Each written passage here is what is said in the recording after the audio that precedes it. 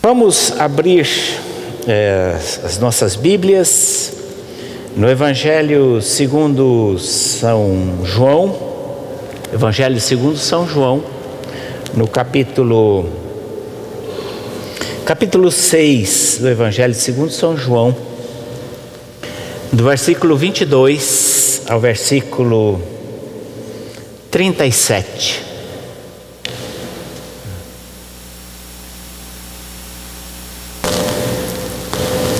Vamos ouvir a leitura. No dia seguinte, a multidão que ficara do outro lado do mar notou que ali não havia senão um pequeno barco e que Jesus não embarcara nele, com os seus discípulos, tendo estes partido sós. Entretanto, outros barquinhos chegaram de Tiberíades, perto do lugar onde comeram o pão, tendo o Senhor dado graças.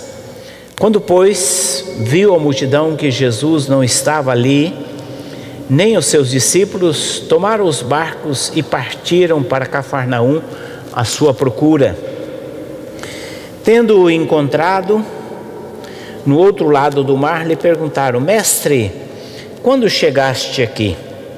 Respondeu-lhe Jesus: em verdade vos digo, vós me procurais não porque vistes sinais, mas porque comestes dos pães e vos fartastes.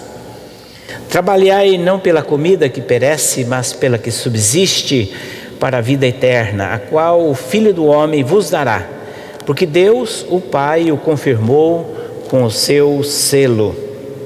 Dirigiram-se, pois, a ele, perguntando: o que faremos para realizar as obras de Deus? Respondeu-lhes Jesus: a obra de Deus é esta, que creiais naquele que por ele foi enviado. Então lhe disseram: que sinal fazes para que o vejamos e creiamos em ti? Quais são os teus feitos?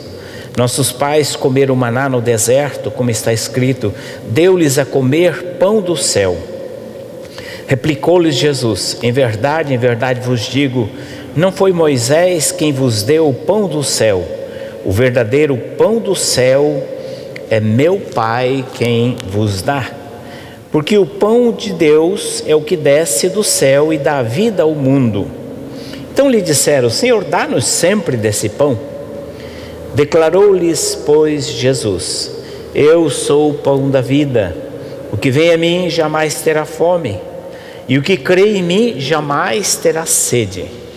Porém, eu já vos disse que, embora me tenhais visto, não credes.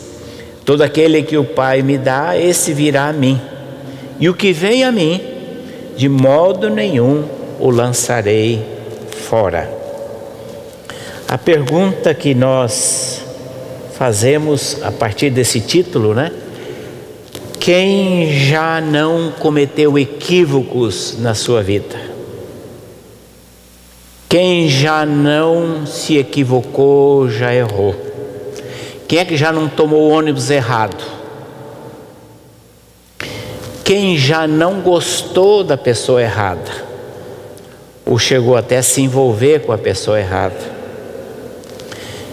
Quem de nós que já não comprou um artigo pensando que era alguma coisa boa e quando você foi usar, abrir, percebeu que você caiu numa enrascada? Quem de nós já não votou no candidato errado? Esse eu nem vou pedir para levantar a mão, porque todos nós já caímos nessa enrascada. Quem é que já não investiu tempo ou dinheiro ou a vida em alguma coisa e depois percebeu que havia se equivocado, que não devia ter gastado tempo, dinheiro, energia em alguma coisa?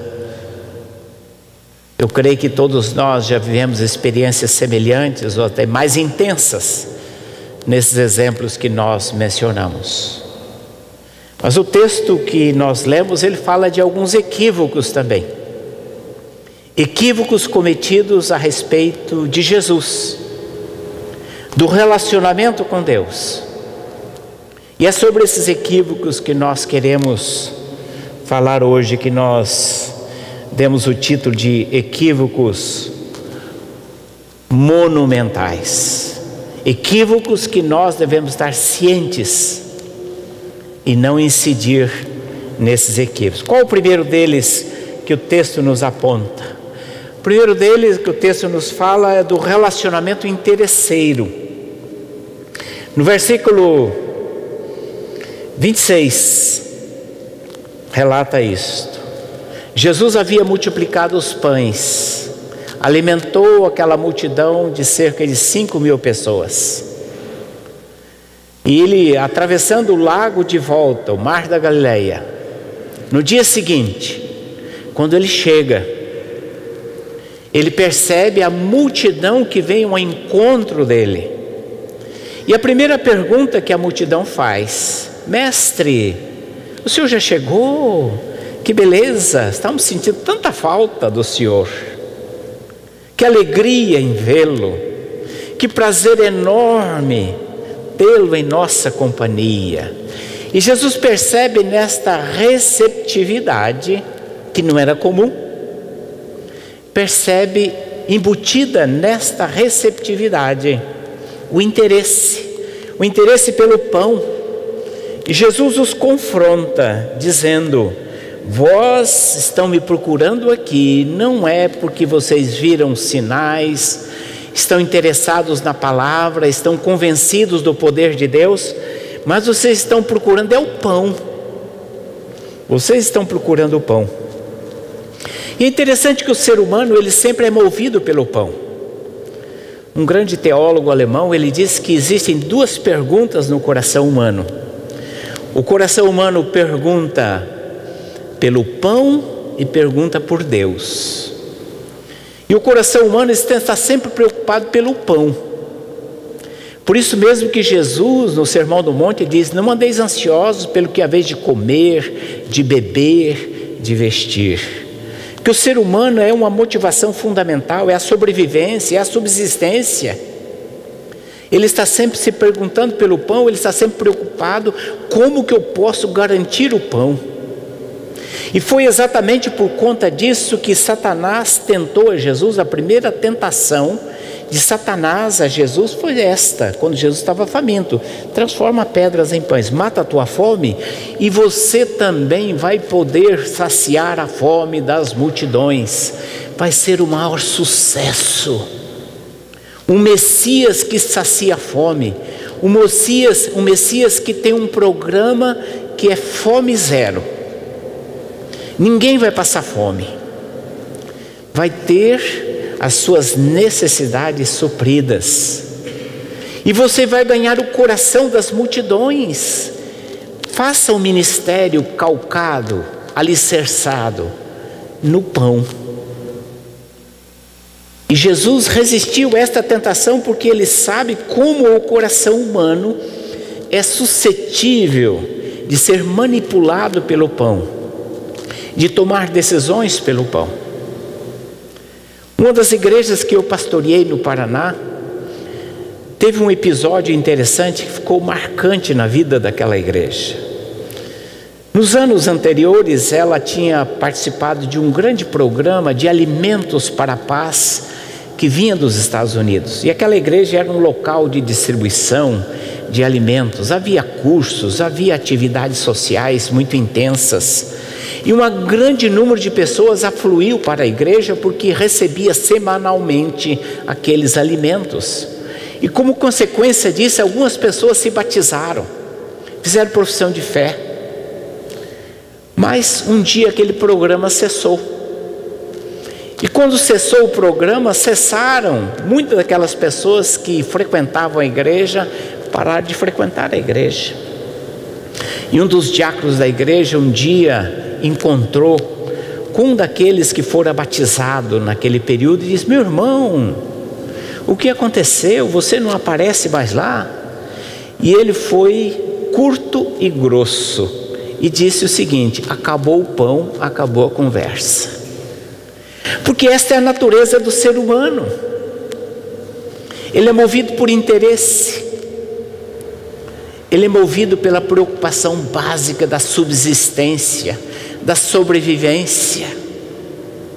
E Jesus discerniu isso, que as pessoas o estavam procurando, principalmente depois daquele episódio, na expectativa que ele continuasse a multiplicar pães. Já pensou que bom seria ouvir um belo sermão de Jesus e depois uma merenda, uma bela de uma merenda, um belo de um lanche, de graça? Não tem coisa melhor, que a religião mais boa que esta. Mas Jesus diz: não é este o caminho, não é esta a alternativa, porque o ser humano se aproxima às vezes de maneira utilitarista.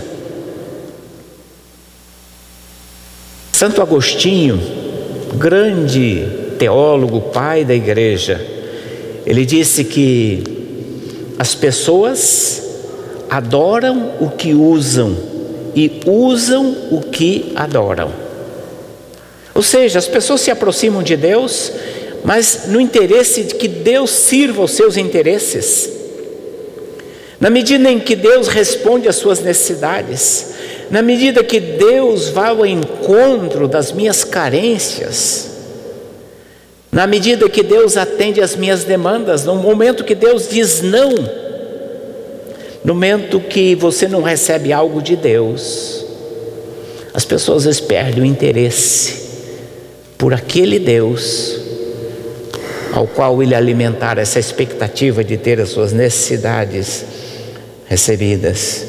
Na verdade, o ser humano está sempre buscando receber algo, não importa de quem, não importa de onde, não importa como,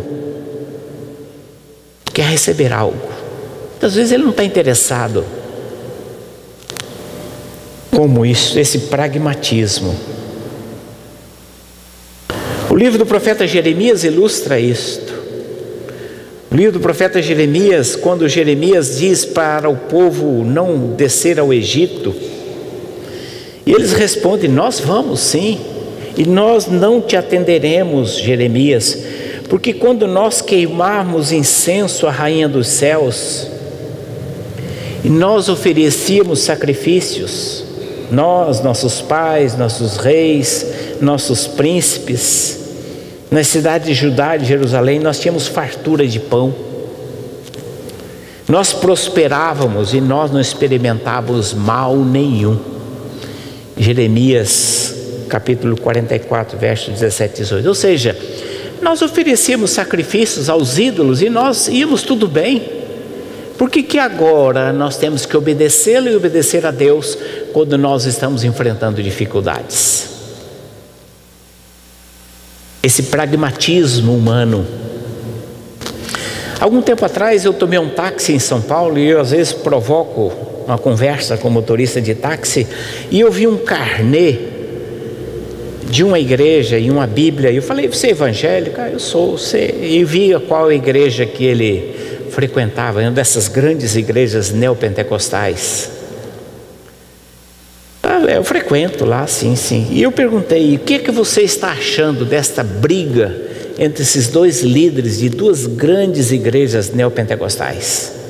Eles estavam brigando pela televisão, acusação de roubo, de compra, manipulação. A briga estava na imprensa. Aí eu falei: o que é que você está achando dessa briga? Ele falou assim: é tudo farinha do mesmo saco. É o roto falando do esfarrapado. Eu falei: é mesmo? Falei: mas e aí, como é que fica? Falar: eu não estou preocupado, eu quero a minha bênção, eu só quero saber da minha bênção. Falei: e qual é a bênção que você está procurando? Eu quero conseguir a minha casa própria, eu pago as minhas prestações lá para a igreja, eu estou na expectativa que Deus me dê a minha casa própria. É esse pragmatismo que está no coração humano. Onde que dá lucro? Onde que eu tenho resultado? Onde que eu tenho o melhor retorno? O que é que eu ganho com isto? Jesus percebeu isto no coração daquelas pessoas se aproximando de maneira interesseira. O que é que eu recebo se eu te seguir? Jesus disse: não é porque vocês comeram pão uma vez que vai ter pão todos os dias. Não é este o caminho. Eu não tenho o pão para oferecer, eu tenho cruz. Eu tenho renúncia, eu exijo arrependimento. Jesus estava frustrando essa expectativa. Mas há um segundo equívoco que esse texto nos fala a respeito do relacionamento com Deus. Eles disseram: que faremos então para realizar as obras de Deus? O que nós podemos fazer? Esta perspectiva da religião, que você tem que fazer algo para Deus, relacionar-se com Deus é fazer algo para Ele, e que Deus é suscetível, é influenciável por aquilo que você faz para Ele. E as pessoas são movidas pelo fazer. É a mentalidade do moço rico. Ele era religioso, era boa gente, boa família, mas ele queria fazer algo mais, não estava contente com o que ele estava fazendo. Por isso ele chega para Jesus e diz: o que eu posso fazer para eu ganhar a salvação? Tem alguma coisa aí que eu posso fazer? Existe alguma coisa aí? Eu tenho dinheiro, posso ajudar, posso fazer qualquer coisa. O que falta para eu fazer?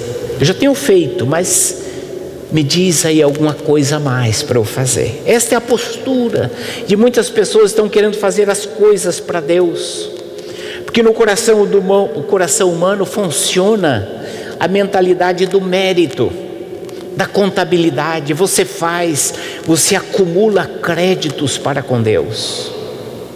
Você faz coisas certas, você dá dízimo, você vai à igreja, você lê a Bíblia e você secretamente, você pensa: eu sou boa gente e Deus vai me abençoar.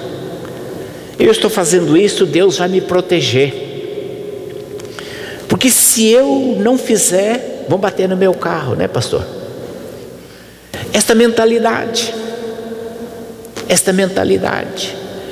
que se você não fizer, Deus retira a proteção, vence o seguro e você fica descoberto. Então você faz as coisas movido para agradar a Deus, para conquistar o favor, conquistar a proteção, conquistar a graça, preservar a saúde, preservar a proteção, preservar o cuidado. E o ser humano às vezes está movido por isto, fazer as coisas.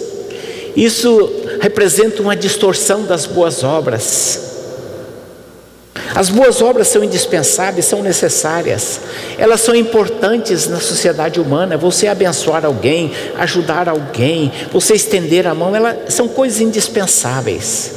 Mas uma coisa é você transformar isso que é necessário do ponto de vista humano, você que vive em sociedade, vive em comunidade, e transformar isto em crédito, em mérito, em algo pela qual você pode reivindicar de Deus alguma coisa, tentar obter de Deus algum favor, por conta de algo que você tenha feito para Deus, na esperança que Ele o retribua. É isso que move o Espiritismo. O Espiritismo diz: não há salvação fora da caridade. E as pessoas fazem caridade, porque é um meio de obter a salvação. É isso que move muitas associações e organizações e muitas sociedades no nosso tempo. Fazem o bem, mas a motivação é as pessoas adquirir diante de Deus um favor, um capital, pelo qual eles possam negociar, pelo qual eles possam obter de Deus algum favor, alguma proteção, algum cuidado.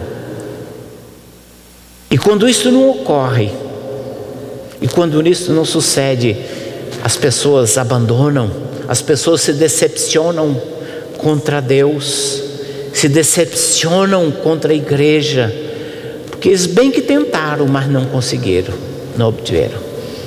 Eu já encontrei muitas pessoas decepcionadas com Deus, porque elas investiram no relacionamento com Deus nessa perspectiva de fazer as coisas para Deus, de realizar as coisas para Deus, de investir no relacionamento a partir de ações, de tal maneira que se tornem credores, que Deus se torne nosso devedor. Mas Jesus responde: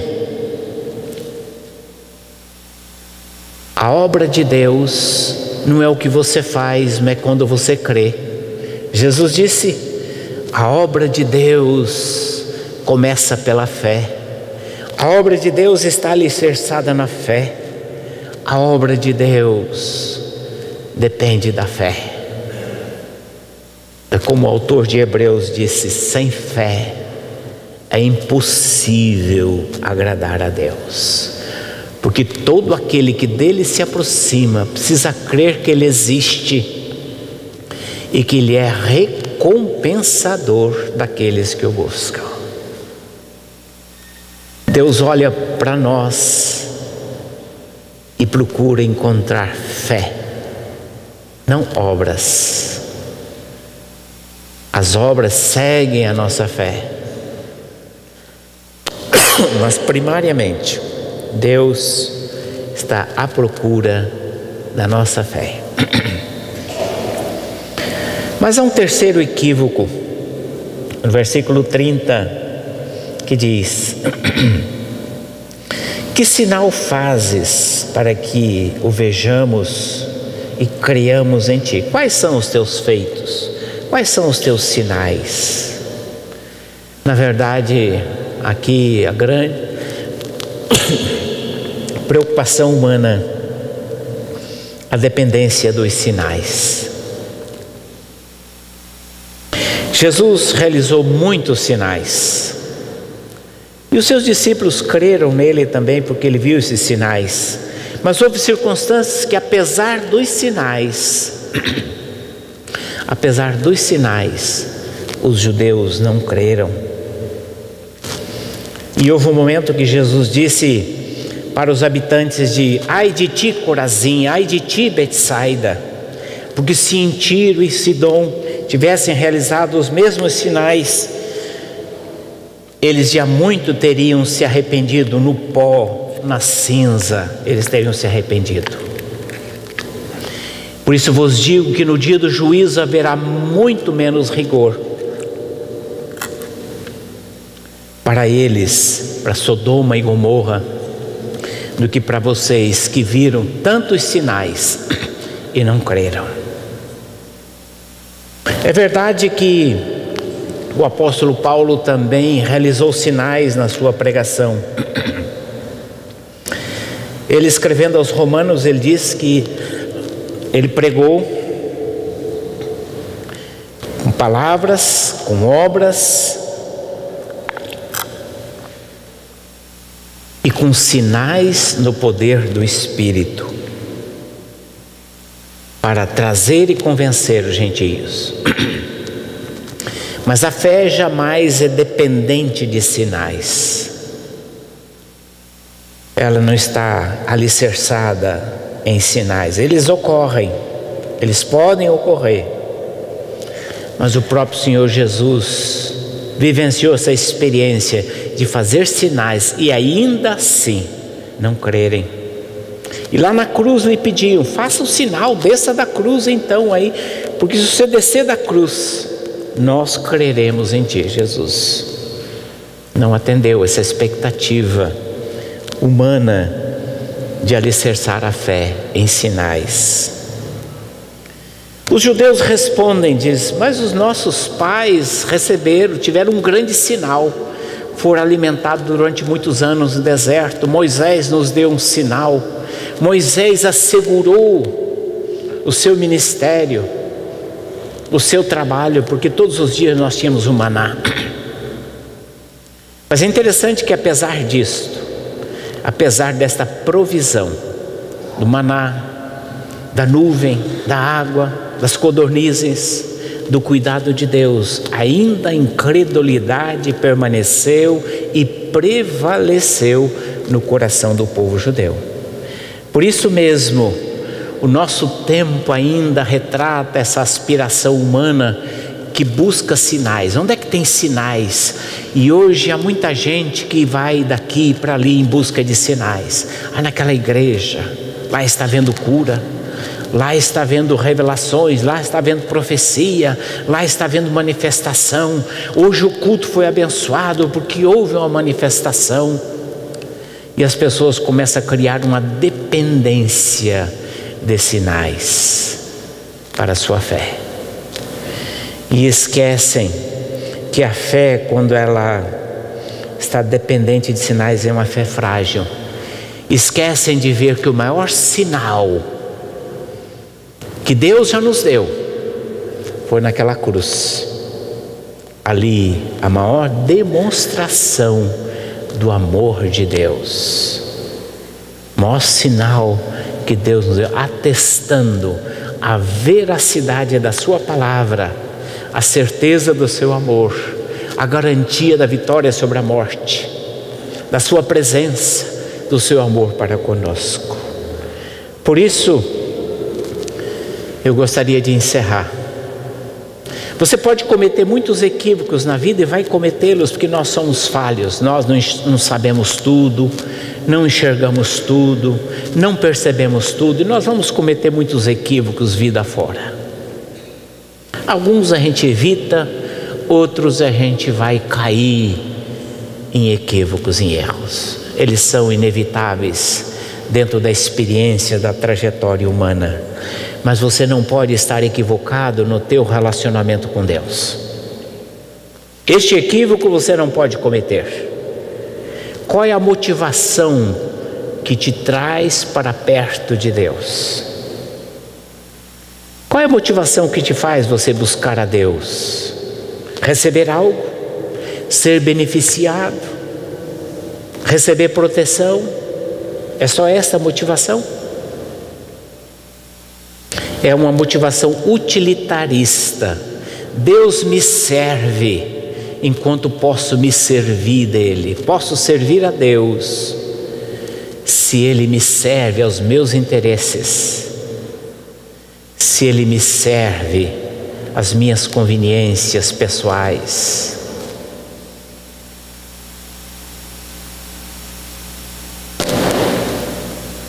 Será que nós estamos tentando viver a vida cristã alicerçada no fazer ou no ser? Sem fé você não consegue agradar a Deus. Se você não crê de fato no seu poder, no seu amor, no seu propósito, expresso na sua palavra, se a sua relação com Ele não é alicerçada pela fé, você pode ser uma excelente pessoa, um excelente marido, um excelente esposo, um excelente filho, um excelente vizinho, um excelente cidadão, bem intencionado, mas caminhando para o inferno. Porque a nossa relação com Deus não depende das boas obras que fazemos, mas depende da nossa fé em Jesus Cristo como nosso único e suficiente Salvador. Boas intenções não levam ninguém para a salvação. Alguém disse que o inferno está cheio de gente bem intencionada. Está cheio de boas pessoas, mas que nunca creram em Jesus Cristo como seu Senhor e Salvador. Mas também nós não podemos alimentar a nossa vida cristã na dependência de sinais, porque há momentos em que nós caminhamos sem sinais, não estamos vendo nada, só temos a palavra, só a palavra. Deus às vezes parece estar em silêncio, Deus parece ter esquecido de nós, só nos resta a sua palavra, mas é com base nesta palavra que nós caminhamos, é com base na palavra que nós vivemos, é a palavra que diz assim, é a palavra que me alimenta, é a palavra que me sustenta, é a palavra que me guia, é a palavra que me conforta, é a palavra que me fortalece. É a dependência da palavra. Posso não estar vendo, como disse o profeta Abacuque, ainda que a figueira não floresça, ainda que não haja fruto na vide, ainda que não haja rebanho no curral, ainda que se abra a geladeira e ela não esteja repleta, ainda que falta mês, falta dias e o salário não completa, eu ainda continuo crendo e esperando no meu Deus. Esta fé está alicerçada na palavra e não apenas em evidências, em sinais. Esses equívocos nós não podemos cometer. Que Deus assim nos abençoe e nos ajude a viver a vida cristã dependendo tão somente da sua palavra, dependendo da graça e da misericórdia de Deus. Que Deus assim nos abençoe.